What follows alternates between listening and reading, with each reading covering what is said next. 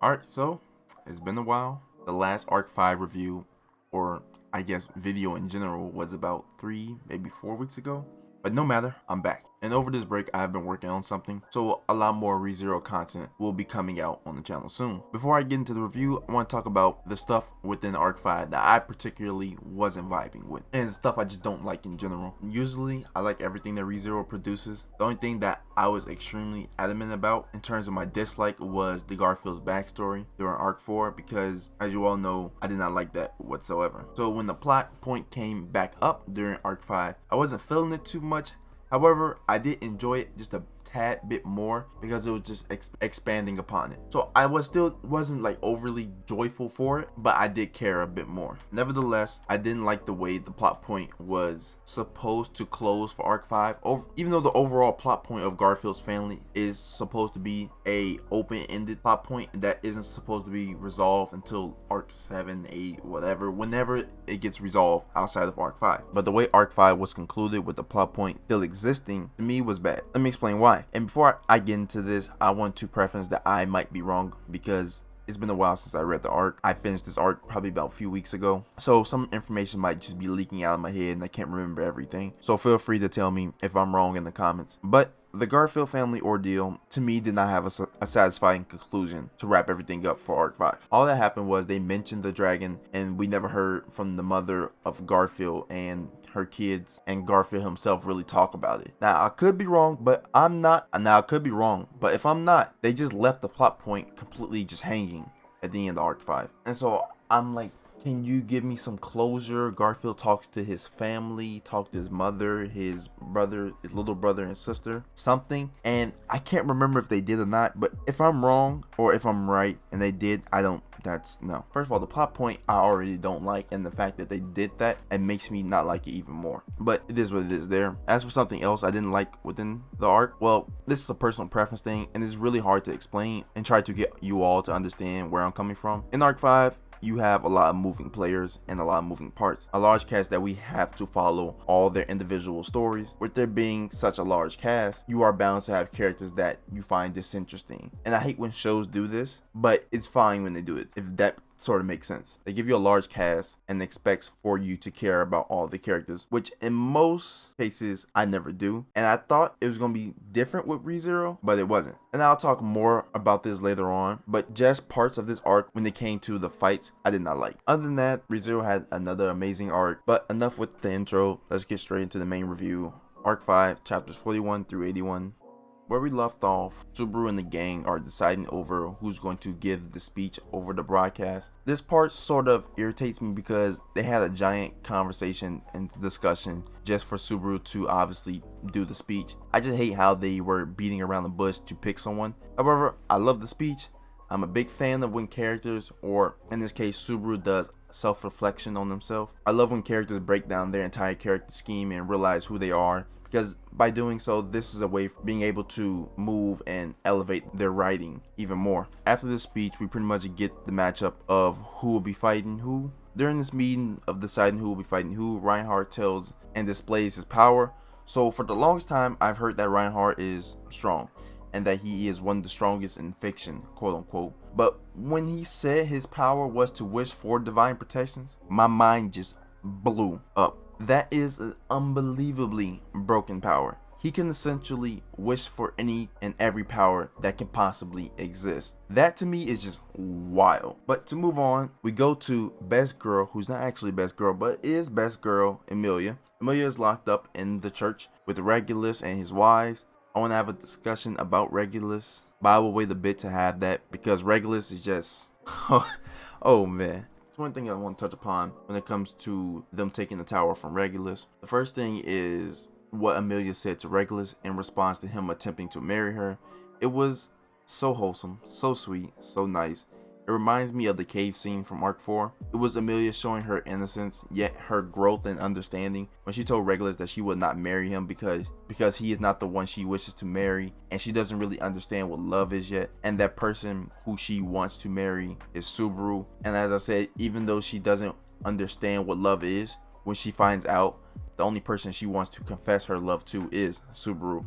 And oh my god, I just love this part. It was just too wholesome. It was great. And I laughed so much at Regulus's reaction to Amelia from what she just said, because he was just absolutely disgusted. And I had never seen someone flip so quickly, because he went from adoring her and wanting her to be his wife to just absolutely disgusted and hated her, and just he was ready to kill her. He was about to kill her. But before he can kill her, the duo kicked in the door. Reinhardt and Subaru show up. They have an amazing, dope fight. Love the fight between Regulus, Amelia, Reinhardt, and Subaru. Everything was perfect there. However, with understanding how broken Reinhardt's ability is, I don't like the way he was being beaten by Regulus, because in actuality, he should have defeated Regulus no problem at all. But I understand you have to restrict the power in Reinhardt's character for the sake of the narrative, but it's just, he should have beat him with no trouble at all. Now, let me talk about the main man, Regulus Cornelius. I didn't think he would do it.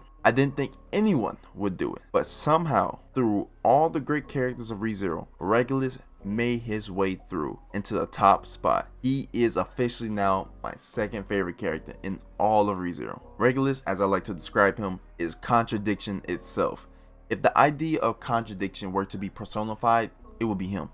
He is hilarious. His talkative, prideful nature is what I love about Regulus. I want to make an entire video dedicated to him because he's just that great. When it came to Regulus's death, I felt so sad for him. Just reading the way he went out was so depressing, because he was beyond beaten. He was just a sack of meat moving along the pavement and just turning on and off his power to just get a glimpse of air and survival. It was so sad. Why did I have to do my mans like that? It was, oh my god. Also, I'm really happy that Tepe didn't try to redeem Regulus's character, because not every character should be redeemed. Just let some characters be who they are. And so I was really happy when he did that. But I did enjoy the little backstory he had as well. And I sort of related to it because Regulus hates pity. There are two kinds of pity. The pity where you feel bad for someone, and the pity where you're condescending and looking down upon them. Regulus hates both of these, and I am the same way. So I really enjoyed the relations that I can feel through Regulus. As for his power, it was dope that he can freeze time within his body and freeze anything that he touches. So that was pretty cool, pretty creative, and him hiding the hearts inside of his wives and everything, all that was extremely dope. Loved it. But to move on to the other things I want to talk about, I have two fights that I want to talk about together because of my lack of interest for both of them. Those fights would be Garfield and Julius. I like Garfield as a character, but didn't really care for his fight, not one bit. As I was reading it, I kept zoning in and out because to me it just was not that interesting. And the same goes with Julius. And it's even worse with Julius because I don't like Julius, and Ricardo is just kind of meh to me. He's okay. The information we got during these fights was cool, pretty interesting, so. But overall, I didn't care for the characters that were really involved. This is sort of just a problem I touched upon earlier, where I said there are so many different characters and so many moving parts. There's bound to be parts of the story where I don't feel completely attached to or just completely disinterested in. However, let's move on to my third favorite fight of the arc. The fight against Wrath with Priscilla Bariel. You already know I'm here for that Priscilla greatness. I was really hoping during this fight that we would get a Priscilla backstory because I need it. I need to find out why she became so stuck up. Like, I need it, please. But since we didn't, instead we got Liliana's backstory, which is kind of meh. It was okay. It was fine. And seeing the fight through her perspective was kind of cool because I don't think the story has ever done something like this before, if I'm not mistaken. Seeing the way she reacts to things that are going on around her and her inner monologue was pretty funny because she's hilarious during the fight with Priscilla. But the fight was great. Priscilla is a dope fighter. She's the strongest candidate if you want to dial back Amelia's power. Priscilla's power with her gems and jewels was great too. And she came out the fight just completely unscathed, and that's perfect for her personality, so I absolutely loved it. Now the fight that is my favorite, that is Wilhelm and Reinhardt versus Theresia Van Austria. Let me just open up the gate with this. I had never been so moved by a chapter of ReZero than I was reading Theresia's backstory. I almost wanted to cry, or well, I almost cried. That's how emotional it got me. But it was not only that chapter that specifically got me. It was the string of chapters that led up to it. Chapters 71, 72, and 73 almost had me in tears. Hearing Wilhelm scream out while he's in pain to not hurt their son, thinking about how much of a failure Henkel is as a son, and seeing how Wilhelm still loves his son, and he has to sit there and watch his wife, the mother of his child, attempt to murder their child. It was, oh my god, it was so good. The emotions was there. Then Reinhardt comes swooping in to save the day. Then it cuts to her backstory, and oh man, it almost got me there. Hearing how Theresia didn't want to become the Sword Saint, hearing how her and Wilhelm fell in love, hearing how she finally felt at peace, not being able to pick up the sword again. Then the part that broke me was when the divine protection got transferred to Reinhardt, and the back and forth like speech they had, where it was that thing of why do you love me, if I remember correctly, or something. It was a back and forth speech that they had together, that it continued throughout the chapter, and it built up to the last argument where Wilhelm finally said he like loves her, and that was so amazing. It really hit me, it really did. Then after Reinhardt killed her, and Reinhardt, I could just see with the expression on his face, he's just so emotionless, because it sort of hurts to kill his grandmother, but at the same time, this isn't his grandmother, and he was constantly trying to explain that to Wilhelm and Henkel, but Wilhelm was just completely out of it.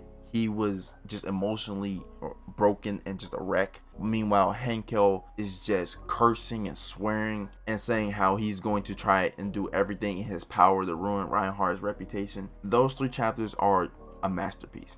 Just masterful story told in only 3 chapters. It was beautiful. Loved it. As for the rest of the arc, I was excited to see Beatrice pull up to help Otto against their fight with Gluttony. I said in the last review that I was sad that Beatrice was taken out for the whole arc, so it made me happy to see she was back. Also learning about sort of how Gluttony works was pretty interesting. There's 3 of them. They all had different types or different ways of eating, so I'm curious to learn more about that. To the end of the arc, there isn't really much I need to say or want to say. Most of it was just Subaru recapping and regrouping with the other characters and learning about their experiences and everything. So not much really going on there. As for the ending chapters, we learned that Julius had his name Eden, much like Rem, but however, he still maintains his consciousness, and Anastasia is no longer with us. She's inside of her own body, and now Echidona has taken over. And with all that being said, we also learned the information of the Sage, and that would lead us into arc 6. So I'm looking forward to arc 6. I think it's gonna be pretty cool, but I honestly have no idea what to expect. I'm assuming we're gonna get Rem's memories back and Gluttony's gonna show up, but I'm looking forward to reading it. But that would do it for this review. I talked about everything I need to talk about, and hopefully I didn't forget anything, but you know, I have a very bad memory. But I hope you all have enjoyed this video. Like, comment, and subscribe for more ReZero content that will be coming soon. I promise you that. I'm working on it. But thanks for watching, and goodbye.